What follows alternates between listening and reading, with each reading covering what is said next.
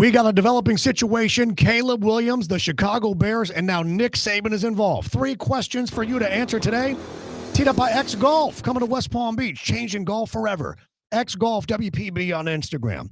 Nick Saban at Bears training camp, talking about the pressure, the expectations, in confidence. 2, Matt Eberflus, about Caleb Williams. Listen close to this. To me, expectations are a killer. This kid's got so much media, so much hype, so much expectation on doing well. And he has to develop so quickly to meet the expectations that everybody has for him. It's almost impossible. The expectations are a killer, but yet, to use your word, development is the key for him. Development and expectation for number 1 overall, that's going to be tricky to do simultaneously. The question is on the board. Caleb Williams in Chicago. Good, great, or bad situation? This is a great situation in football. It's a good situation for it to happen in Chicago. And here's why. The sad thing about expectations in life, they are rarely, if ever, met. Expectations are always greater than what you get, whether it's Christmas morning or a girl you met on Instagram. And now Caleb Williams comes in with the handbag, with the fingernail polish, as the number 1 overall, the $25.5 million guaranteed, to a city that is starved for a football champion, to a city that hasn't had a great quarterback since Sid Luckman when they played games with freaking leather helmets. This is a tough spot for the kid. The good news, they got good receivers. They should be a good football team. But expectations is so vital to what Nick Saban is saying. Will this be too much too quick of expectation on Caleb Williams? We live in an instant gratification world. They will expect him to win immediately. It's a good team. It's a great receiver room. Why not? But he's got to develop. And there's no patience. There's no 2-year plan. He's got to do it now. This is a good situation for him because it's Chicago. Had it been Jacksonville or a smaller market that wasn't starved like this, it'd have been a great situation. We continue on to number 2. Speaking of Caleb Williams, we've got a national media pundit who's saying a lot of stuff about Caleb Williams in Chicago. SLBT.com presenting number 2 on the countdown. Nick Wright claims he knows what tomorrow's news is going to be because of Caleb Williams and Hard Knocks and what you saw on TV Tuesday night. Take a look. I know what's going to happen by this time tomorrow.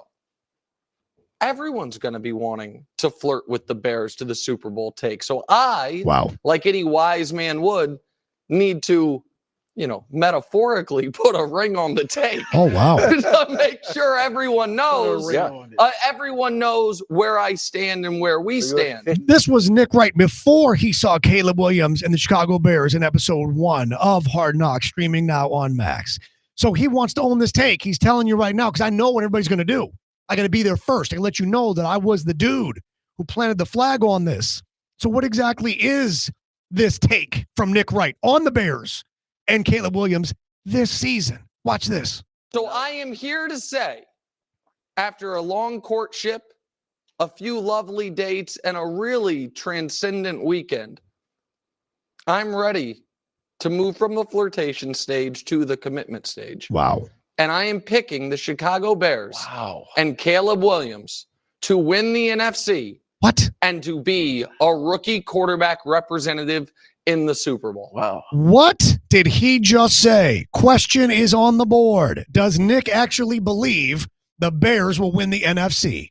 No, Nick does not believe what he is saying. He's saying it because Skip just left. He's on the radar to be on the up. FS1 is struggling. They're getting pounded by ESPN. This is a way to get talked about. This is engagement farming. This is what J.J. Redick talked about when he took the Lakers job. He is saying something that he does not truly believe because it is media. It is for eyeballs, clicks, and click-through rates, and all of what we're trying to achieve here. He does not mean a word of what he's saying. I assure you, this is television for the sake of engagement, eyeballs, and click-through rate. Get out of here with that Bears Super Bowl. It ain't going to happen. Let's be honest. And just like that to number 1, presented by Twin Peaks. Each drink, same reviews, 29-degree beer. Speaking of football, Harbaugh brothers. Watch, don't go anywhere. Watch this. because we got both Jim and John acting a fool in practice.